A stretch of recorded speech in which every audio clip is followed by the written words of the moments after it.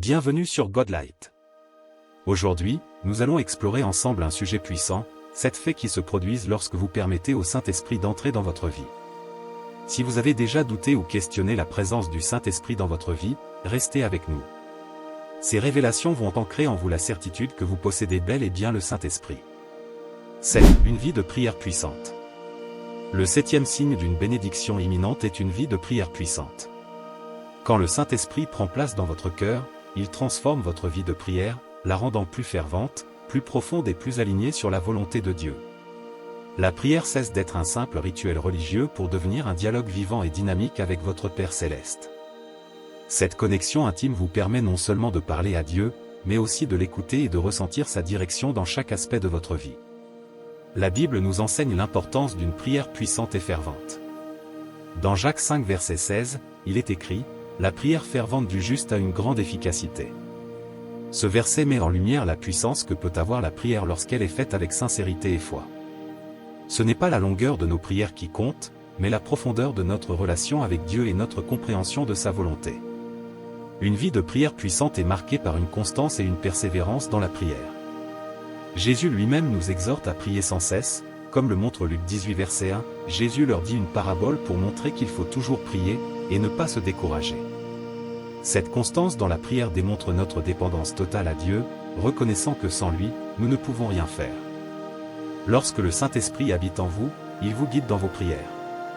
Romains 8 verset 26 nous rappelle que « l'Esprit vient au secours de notre faiblesse, car nous ne savons pas ce qu'il convient de demander dans nos prières. » Mais l'Esprit lui-même intercède par des soupirs inexprimables. Cette intercession divine assure que même lorsque nous ne savons pas quoi dire ou comment prier, l'Esprit de Dieu prie pour nous et à travers nous, alignant nos prières sur la volonté parfaite de Dieu. Une vie de prière puissante est également une vie de prière alignée sur la parole de Dieu. Jean 15 verset 7 déclare « Si vous demeurez en moi, et que mes paroles demeurent en vous, demandez ce que vous voudrez, et cela vous sera accordé. » Lorsque la parole de Dieu est enracinée en vous, elle guide vos prières, assurant que vous priez selon la volonté de Dieu. Et lorsque vous priez selon sa volonté, vous avez l'assurance que Dieu vous entend et répond à vos prières. Enfin, une vie de prière puissante est une vie qui produit des résultats visibles. Marc 11 verset 24 nous encourage, « Tout ce que vous demanderez en priant, croyez que vous l'avez reçu, et cela vous sera accordé. » Cette foi inébranlable dans la puissance de la prière et dans la fidélité de Dieu vous permet de voir des miracles se produire dans votre vie. Vous commencez à voir des portes s'ouvrir, des situations changer, et des bénédictions se manifester de manière tangible. Elle transforme votre relation avec Dieu, vous rapproche de sa volonté, et produit des résultats visibles dans votre vie. C'est une vie où vous marchez en harmonie avec Dieu, où chaque prière devient une occasion de voir sa main agir puissamment. Que cette vie de prière soit votre quotidien, vous conduisant toujours plus près du cœur de Dieu. 6. La connaissance de la vérité. La connaissance de la vérité est un signe puissant et révélateur que la bénédiction de Dieu est à la porte. Dans 1 Jean 2 verset 27, il est écrit « Pour vous, l'onction que vous avez reçue de lui demeure en vous, et vous n'avez pas besoin qu'on vous enseigne, mais comme son onction vous enseigne toutes choses, et qu'elle est véritable et n'est point un mensonge, demeurez en lui selon les enseignements qu'elle vous a donnés. » Ce verset nous rappelle que l'onction du Saint-Esprit, qui est en nous, est une source d'enseignement divine, nous guidant vers toute la vérité. La connaissance de la vérité va bien au-delà de la simple accumulation d'informations ou de la compréhension intellectuelle. Elle implique une révélation spirituelle profonde qui transforme notre manière de penser, d'agir et de vivre. Cette vérité, lorsqu'elle est révélée par le Saint-Esprit, a le pouvoir de libérer, de restaurer et d'apporter la clarté dans notre vie. Comme Jésus l'a dit dans Jean 8 verset 32, « Vous connaîtrez la vérité, et la vérité vous affranchira. » Connaître la vérité, c'est entrer dans une relation intime avec elle, à travers le Saint-Esprit, et cette relation change tout. Lorsque la bénédiction est proche, le Seigneur commence à éclairer des aspects de notre vie qui étaient auparavant dans l'ombre. Il nous révèle la vérité sur nos situations, nos relations, et même sur nous-mêmes. Cette révélation peut parfois être inconfortable, car elle expose les mensonges que nous avons acceptés ou les compromis que nous avons faits. Mais cette lumière est nécessaire pour nous préparer à recevoir la bénédiction. Psaume 119 verset 105 nous dit « Ta parole est une lampe à mes pieds, et une lumière sur mon sentier. » La vérité de Dieu éclaire notre chemin et nous permet de marcher avec assurance vers ce qu'il a préparé pour nous. La connaissance de la vérité nous pousse aussi à aligner notre vie avec les principes divins. Elle nous convainc de péché, nous pousse à la repentance, et nous donne le désir de marcher dans la sainteté. Éphésiens 4 versets 21 à 24 déclare, « Si du moins vous l'avez écouté, et si, conformément à la vérité qui est en Jésus, c'est en lui que vous avez été instruits à vous dépouiller, en vue de votre conduite passée, du vieil homme qui se corrompt par les convoitises trompeuses, à être renouvelé dans l'esprit de votre intelligence, et à revêtir l'homme nouveau, créé selon Dieu dans une justice et une sainteté que produit la vérité. » Cette transformation intérieure est la preuve que la bénédiction divine est sur le point de se manifester. Le Seigneur ne bénit pas seulement pour ajouter quelque chose à notre vie, mais pour nous transformer de l'intérieur, afin que nous soyons capables de gérer et de faire fructifier cette bénédiction.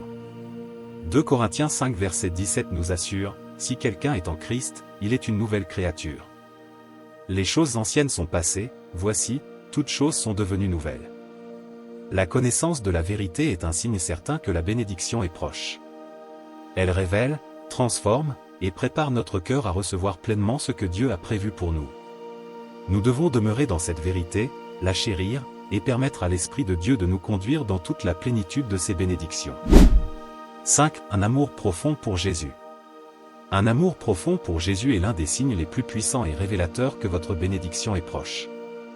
Ce n'est pas simplement un sentiment éphémère ou une émotion passagère, mais une transformation intérieure qui affecte chaque aspect de votre vie.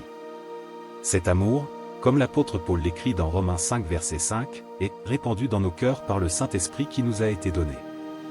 Il s'agit d'une passion intense, une obsession sainte qui vous pousse à rechercher constamment la présence de Jésus, à parler de lui, à vivre pour lui, et à le glorifier dans tout ce que vous faites. Lorsque cet amour pour Jésus commence à grandir en vous, il devient impossible de rester silencieux à propos de sa bonté. Comme le dit l'apôtre Paul dans 2 Corinthiens 5 verset 14, « Car l'amour de Christ nous presse, parce que nous estimons que si un seul est mort pour tous, tous donc sont morts. » Cet amour vous pousse à partager la bonne nouvelle, non par obligation, mais par un désir ardent de voir d'autres personnes connaître et expérimenter l'amour du Sauveur. Vous devenez comme les disciples de Jésus qui, après avoir été remplis du Saint-Esprit, parlèrent avec assurance de la parole de Dieu, Actes 4 verset 31. Cet amour profond pour Jésus influence également vos priorités et vos choix de vie.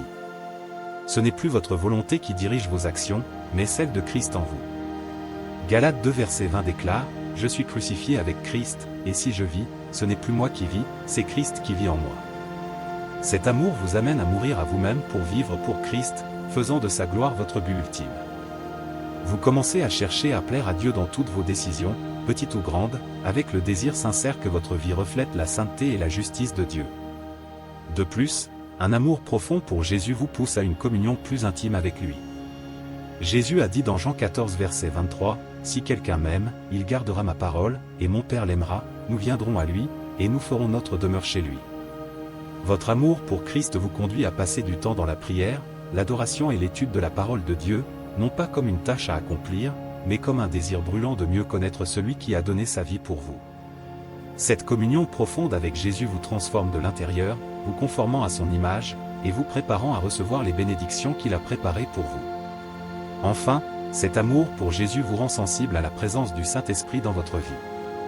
Vous commencez à percevoir plus clairement sa direction, à entendre sa voix et à être guidé par lui dans vos actions quotidiennes.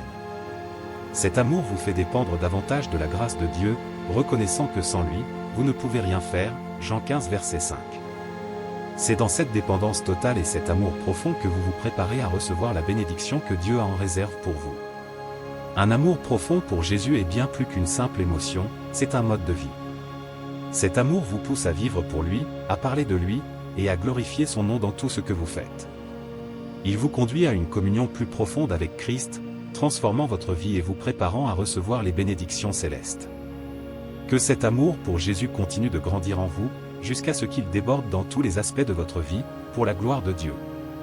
4. L'évidence du parler en langue, une manifestation, pas l'unique signe du Saint-Esprit. Le parler en langue est un sujet souvent débattu au sein de la communauté chrétienne. Pour certains, ce don spirituel est la preuve indéniable de la présence du Saint-Esprit dans la vie d'un croyant. Cependant, il est crucial de clarifier que bien que le parler en langue soit une manifestation du Saint-Esprit, il n'est pas l'unique signe de sa présence. Le don de parler en langue est une expérience puissante, souvent vécue lors du baptême du Saint-Esprit. Acte 2 verset 4 en est un exemple frappant, et ils furent tous remplis du Saint-Esprit, et commencèrent à parler en d'autres langues, selon que l'Esprit leur donnait de s'exprimer. Ce verset montre clairement que le parler en langue est une expression directe de la puissance du Saint-Esprit, un moyen par lequel Dieu communique à travers son peuple. Toutefois, il est important de noter que tous les croyants n'expérimentent pas ce don de la même manière. Dans 1 Corinthiens 12 verset juillet 2011, l'apôtre Paul explique que l'Esprit distribue divers dons selon sa volonté, or, à chacun la manifestation de l'Esprit est donnée pour l'utilité commune. Un seul et même Esprit opère toutes ces choses, les distribuant à chacun en particulier comme il veut. Ce passage souligne que le Saint-Esprit ne se manifeste pas uniquement par le parler en langue. Il peut également se manifester à travers d'autres dons tels que la sagesse, la connaissance, la foi, ou encore le discernement des esprits. Cela signifie que l'absence du parler en langue ne doit pas être interprétée comme une absence de la présence de l'Esprit dans la vie d'un croyant. L'idée que le parler en langue est l'unique preuve de la présence du Saint-Esprit peut être réductrice et source de confusion. En réalité, la véritable preuve de la présence du Saint-Esprit se trouve dans la transformation intérieure du croyant. Galates 5 versets 22 à 23 nous enseigne sur les fruits de l'Esprit, mais le fruit de l'Esprit, c'est l'amour, la joie, la paix, la patience, la bonté, la bénignité, la fidélité, la douceur, la tempérance. Ces qualités sont les véritables signes d'une vie guidée par l'Esprit. Un croyant rempli de l'Esprit manifestera ses fruits dans sa vie quotidienne, au-delà de tout don spirituel spécifique. En outre, il est essentiel de reconnaître que le parler en langue, bien qu'important, ne doit pas devenir une source de division ou de jugement parmi les croyants. Romains 14 verset 19 nous encourage à rechercher ce qui contribue à la paix et à l'édification mutuelle. Recherchons donc ce qui contribue à la paix et à l'édification mutuelle. En d'autres termes, les dons spirituels, y compris le parler en langue, doivent être utilisés pour fortifier la foi des autres, non pour les diviser. Bien que le parler en langue soit un don merveilleux du Saint-Esprit, il est essentiel de comprendre qu'il n'est pas l'unique signe de sa présence. Le véritable indicateur de l'œuvre de l'Esprit dans la vie d'un croyant se manifeste dans la transformation de son caractère et dans la production des fruits de l'Esprit. C'est cette transformation intérieure, visible par tous, qui atteste véritablement de la présence du Saint-Esprit. 3. La passion et la puissance pour l'évangélisation. Le troisième signe que la bénédiction divine est sur le point de se manifester dans votre vie est une passion brûlante et une puissance renouvelée pour l'évangélisation. Lorsque le Saint-Esprit descend sur vous, quelque chose de surnaturel se produit. Acte 1 verset 8 déclare, « Mais vous recevrez une puissance, le Saint-Esprit survenant sur vous, et vous serez mes témoins à Jérusalem, dans toute la Judée, dans la Samarie, et jusqu'aux extrémités de la terre. » Ce verset est le fondement de la mission de chaque croyant. Il ne s'agit pas simplement de recevoir le Saint-Esprit, mais de recevoir une puissance qui vous transforme en un témoin efficace de Jésus-Christ. Cette passion pour l'évangélisation n'est pas une simple émotion passagère. Elle est enracinée dans un désir profond de voir les âmes sauvées, un désir qui consume votre être tout entier. Comme l'apôtre Paul l'a exprimé dans Romains 1 verset 16, « Car je n'ai point honte de l'Évangile, c'est une puissance de Dieu pour le salut de quiconque croit. » Ce n'est pas seulement une passion, mais une conviction inébranlable que l'Évangile est la réponse à tous les besoins de l'humanité. Le Saint-Esprit vous équipe pour surmonter la peur et la timidité. Ce qui autrefois vous paralysait devient maintenant une force motrice. Vous êtes rempli d'une audace divine qui vous pousse à proclamer la bonne nouvelle avec amour et assurance. Dans 2 Timothée 1 verset 7, il est écrit, « Car Dieu ne nous a pas donné un esprit de timidité, mais de force, d'amour et de sagesse. » Ce verset montre que la timidité n'a pas sa place dans la vie d'un croyant rempli du Saint-Esprit.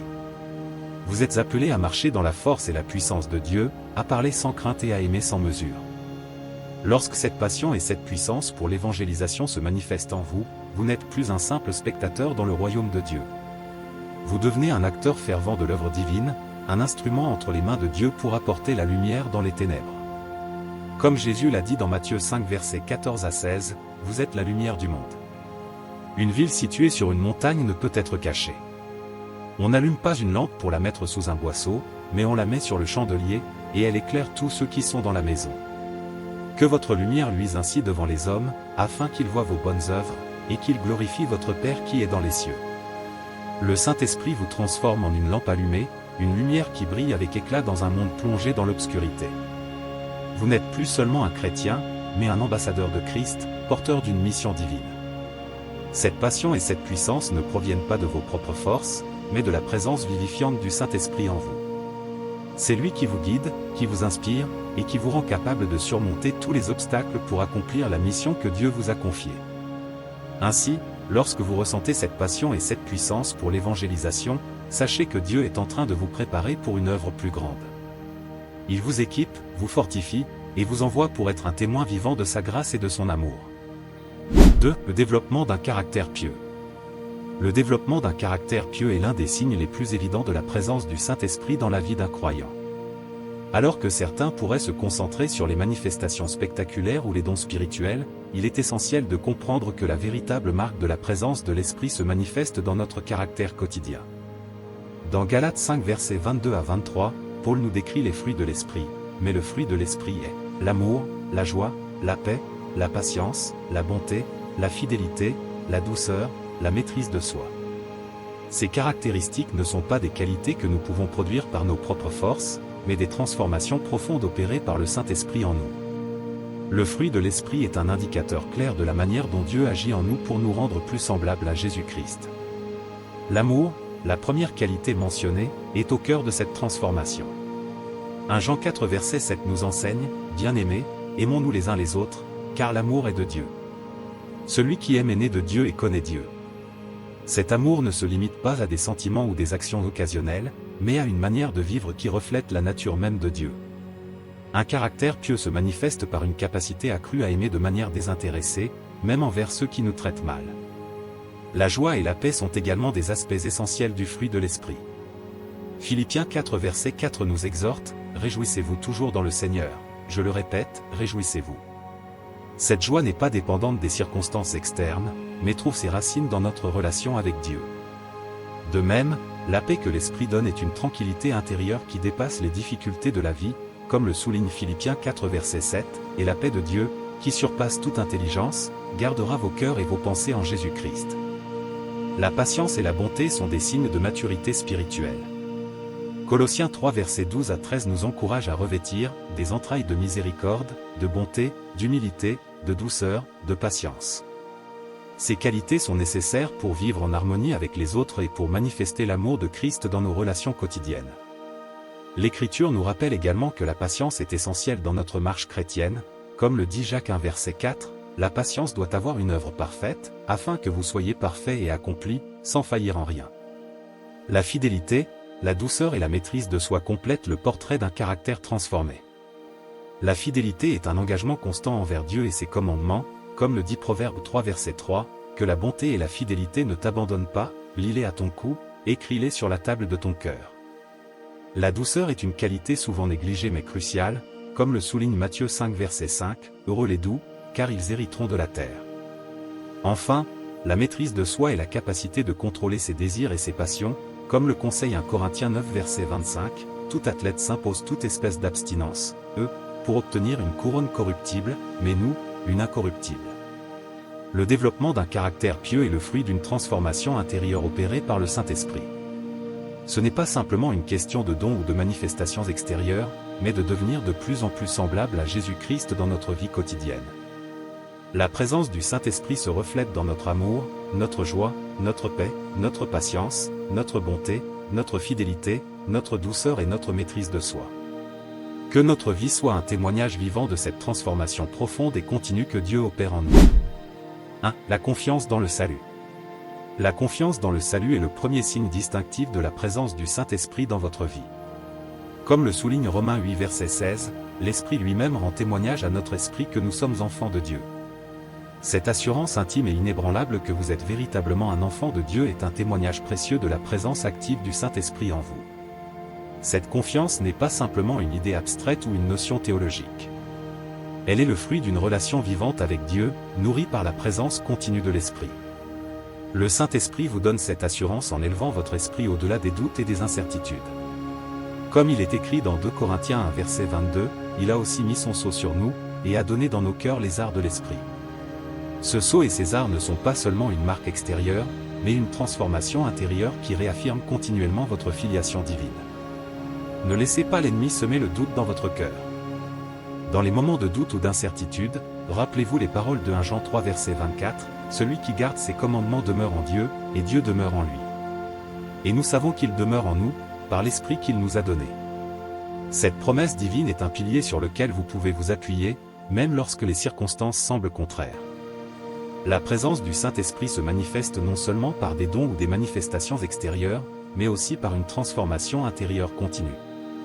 Galates 5 versets 22 à 23 décrit cette transformation comme le fruit de l'Esprit, mais le fruit de l'Esprit est amour, joie, paix, patience, bonté, bienveillance, fidélité, douceur, maîtrise de soi. Ces qualités ne sont pas le résultat de nos propres efforts, mais le reflet du caractère du Christ qui s'épanouit en nous grâce à l'Esprit. En vivant selon cet enseignement, vous manifestez la transformation intérieure que le Saint-Esprit opère en vous. Colossiens 3 verset 10 nous exhorte à nous revêtir de l'homme nouveau, qui se renouvelle dans la connaissance, selon l'image de celui qui l'a créé. C'est à travers cette transformation que vous commencez à refléter le caractère du Christ dans votre vie quotidienne, montrant ainsi que le Saint-Esprit est réellement à l'œuvre en vous. La confiance dans le salut est un signe tangible de la présence du Saint-Esprit dans votre vie. Elle est corroborée par l'assurance que vous êtes enfant de Dieu, par la confirmation de votre identité en Christ, et par une transformation intérieure continue. Cette confiance est le résultat d'une relation vivante avec Dieu, alimentée par la présence constante du Saint-Esprit, qui vous guide et vous confirme dans votre cheminement spirituel. Voilà donc les 7 signes puissants qui indiquent la présence du Saint-Esprit dans votre vie. Si vous les reconnaissez, réjouissez-vous, car l'Esprit de Dieu habite en vous. Si vous ne les avez pas encore tous expérimentés, demandez au Saint-Esprit de vous remplir aujourd'hui. Merci d'avoir regardé cette vidéo sur Godlight. N'oubliez pas de liker, de vous abonner et de partager ce message avec ceux qui en ont besoin. Que Dieu vous bénisse abondamment. À très bientôt pour une nouvelle vidéo.